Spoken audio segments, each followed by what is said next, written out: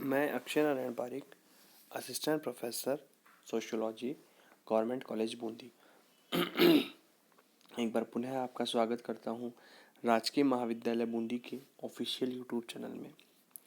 प्यारे विद्यार्थियों, आज का ये वीडियो बीए फर्स्ट ईयर के विद्यार्थियों के लिए है, जो कि पेपर फर्स्ट समाजशास्त्र के सिद्धांत, जिसका कि एक टॉपिक सामाजिक परिवर्तन, जो कि काफ़ी बड़ा टॉपिक है, जिसमें हम लोगों ने सामाजिक परिवर्तन का अर्थ, परिभाषा, सामाजिक परिवर्तन के कारक, सामाजिक परिवर्तन के प्रतिमान, सामाजिक परिवर्तन के अन्य विचारकों ने कैसे कैसे सामाजिक परिवर्तन के सिद्धांत दिए हैं, इन सभी पे चर्चा कर रहे हैं। और इसके अंतर्गत हम लोगों ने सामाजिक परिवर्तन के दो सिद्धांतों, विलियम ऑकबर्न के सिद्धांत और सोरोकिन के सिद्धांत, और यहाँ तक कि जो तीसरा सिद्धांत है कार्ल मार्क्स का सिद्धांत, उस पर भी चर्चा की थी।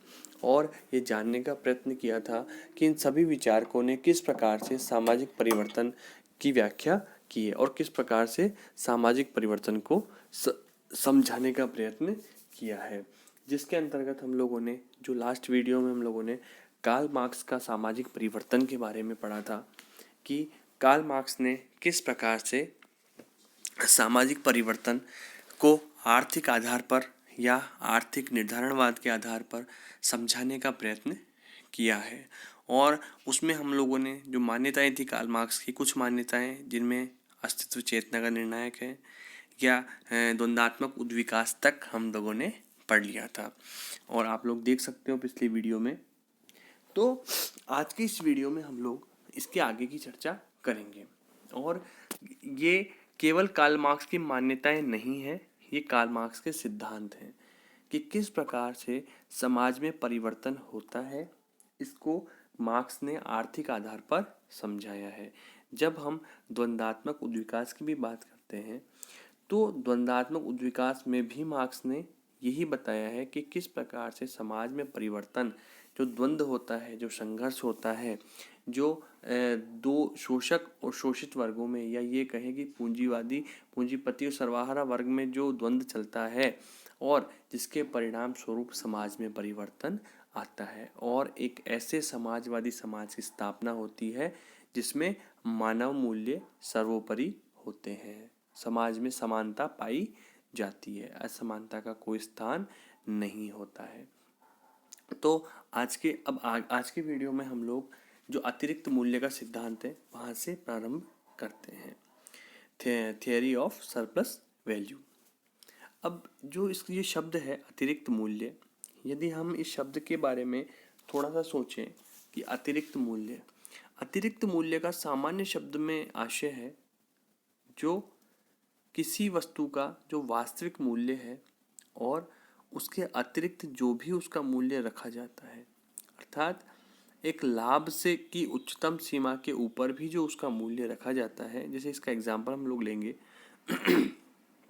यदि एक पेन है या पेंसिल है, उसकी जो वैल्यू है, उसका मूल्य है, सपोज कीजिए उसको बनाने में 1 रुपये का खर्चा आता है। अब 1 रुपये का खर्चा आता है, परंतु वह मार्केट में आते आते, बाजार में आते आते उसका मूल्य 10 रुपये या 15 रुपये हो जाता है। तो जो लाभ है, उसका जो अंतर है, वो जो लाभ का अंतर है वो किसको मिलता है? वो लाभ का अंतर उस पेन बनाने वाली कंपनी को मिलता है। परंतु जो इस पेन के निर्माण में जो जिन लोगों ने कार्य किया, जिन श्रमिकों ने कार्य किया, जिन मजदूरों ने कार्य किया, उन मजदूरों को इसका लाभ नहीं मिलता है। यदि 1 रुपये के पेन की कीमत मार्केट में 15 रुपये है या 10 रुपये है, तो ये जो 9 रुपये का जो मूल्य है, इसमें श्रमिक का लाभ नहीं होता है। श्रमिक को केवल न्यूनतम मजदूरी दी जाती है, और ये लाभ से संपूर्ण लाभ पूंजीपति को होता है, या ये कहें कि जो पूंजीपति वर्ग है वो इस अतिरिक्त मूल्य को अपने पास रखता है। तो ये तो सामान्य शब्दों में हम लोगों ने जाना। और कार्ल मार्क्स ने जो सामाजिक परिवर्तन, वर्ग संघर्ष, शोषक और शोषित, द्वंद्वात्मक भौतिकवाद, ये जो सभी विवेचनाएं की है, उन सब का जो मूल आधार है, उनका जो बेसिक है, वो अतिरिक्त मूल्य ही है। अर्थात यदि उनके बेसिक में हम जाएं तो हम देखेंगे कि मार्क्स ने अतिरिक्त मूल्य के आधार पर ही इसकी चर्चा की है। और यदि हमें मार्क्स के वर्ग और वर्ग संघर्ष के सिद्धांत को या द्वंद्वात्मक भौतिकवाद को या अन्य किसी सिद्धांत को समझना है तो हमें अतिरिक्त मूल्य के सिद्धांत को अवश्य समझना होगा। क्यों समझना होगा?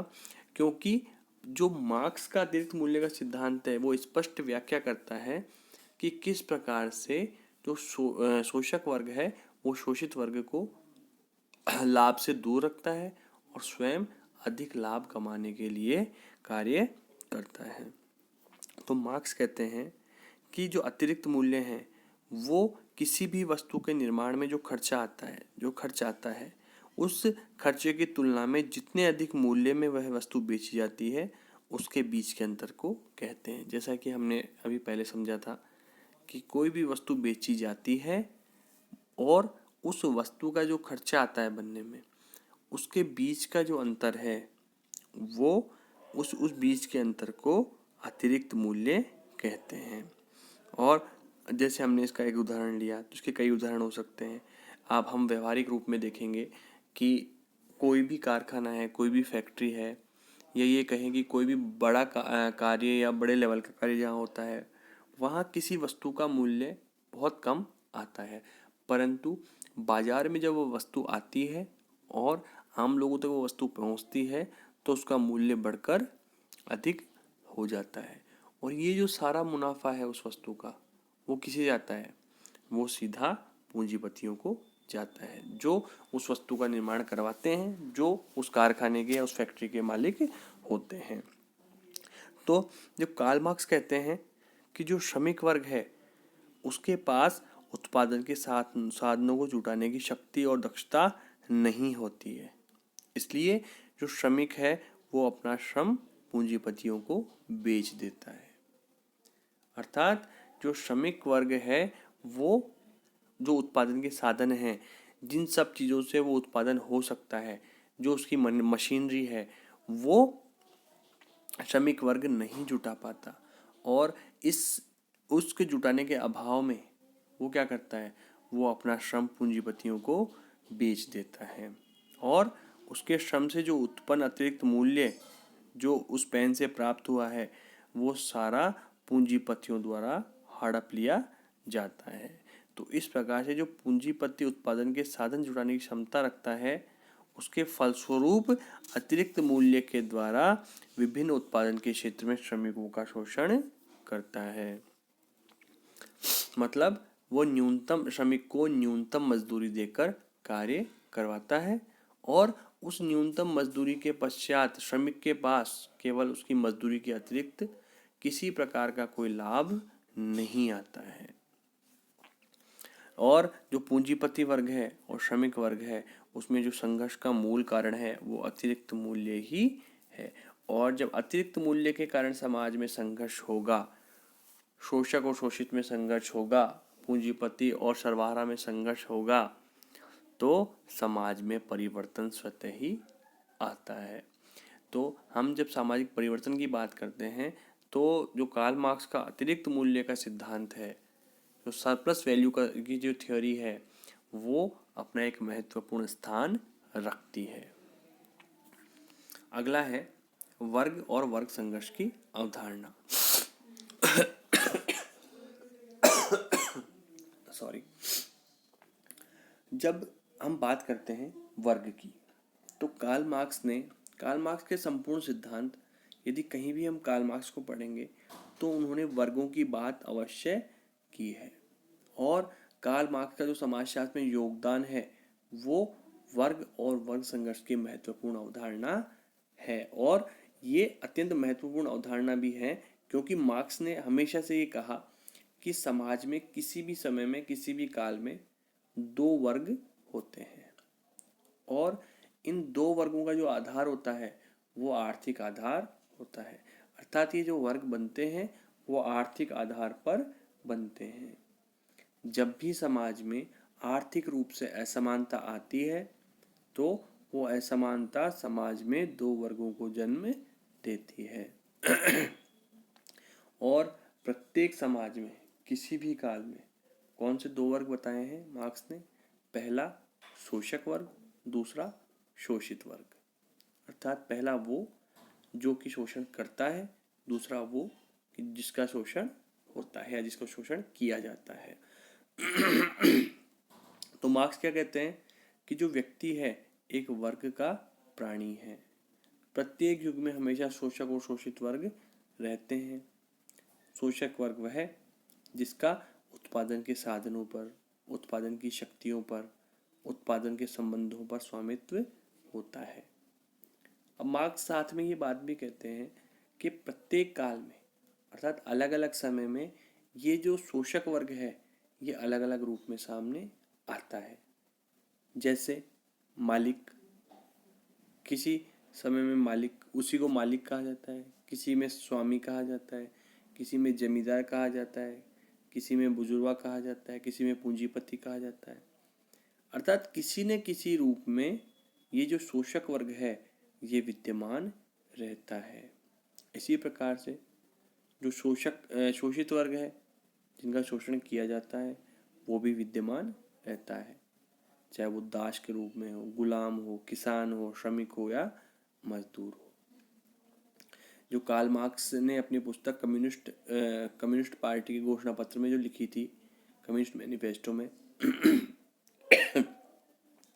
उन्होंने कहा था आज तक के अस्तित्व में जो समाज है उनका इतिहास वर्ग संघर्ष का इतिहास है। स्वतंत्र मनुष्य और दास, कुलीन और जनसामान्य, सामंती प्रभु और भूदास, शिल्प संघ का उस्ताद, कारीगर और मजदूर, संक्षेप में उत्पीड़क और उत्पीड़ित बराबर एक दूसरे का विरोध करते आए हैं। अर्थात कम्युनिस्ट घोषणा पत्र में भी उन्होंने कहा है कि ये शोषक और शोषित वर्ग दोनों हमेशा से एक दूसरे का विरोध करते आए हैं। और मार्क्स इसी क्रम में आगे भी ये लिखते हैं कि दोनों शोषित और शोषक वर्ग अपनी अपनी समस्याओं के लिए, अपने अपने हितों के लिए, अपने अपने लक्ष्यों के लिए एक दूसरे से संघर्ष करते रहते हैं। तो ये तो बिल्कुल क्लियर है कि जो शोषक और शोषित वर्ग हैं दोनों के हित अलग अलग होते हैं और ये अलग अलग हितों के लिए वो संघर्ष करते हैं। और मानव इतिहास के आदिम युग हो, साम्यवादी युग हो, दासत्व युग हो या सामंत युग हो, इनमें संघर्ष धीरे धीरे होता था और जैसे ही पूंजीपति युग आया वो संघर्ष तीव्र हो जाता है। मतलब अर्थात उसकी गति है, संघर्ष की गति है वो बढ़ जाती है। और इस संबंध में कार्ल मार्क्स ने भविष्यवाणी भी की थी।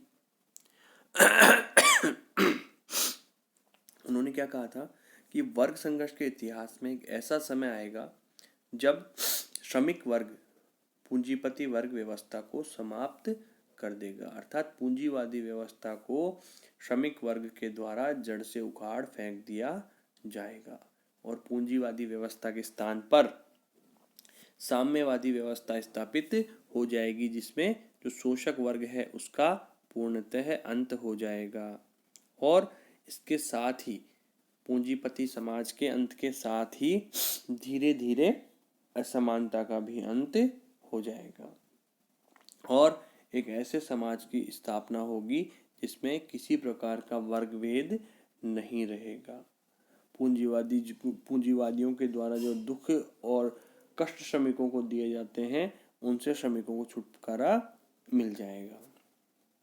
और इसमें ही मार्क्स ने कहा है कि जो श्रमिकों के लिए उन्होंने आह्वान किया है, या ये कहें कि मार्क्स का कोटेशन है कि दुनिया के मजदूरों एक हो, तुम्हें बेड़ियों के अतिरिक्त कुछ खोना नहीं है और पाने के लिए तुम्हारे पास सारा संसार पड़ा है।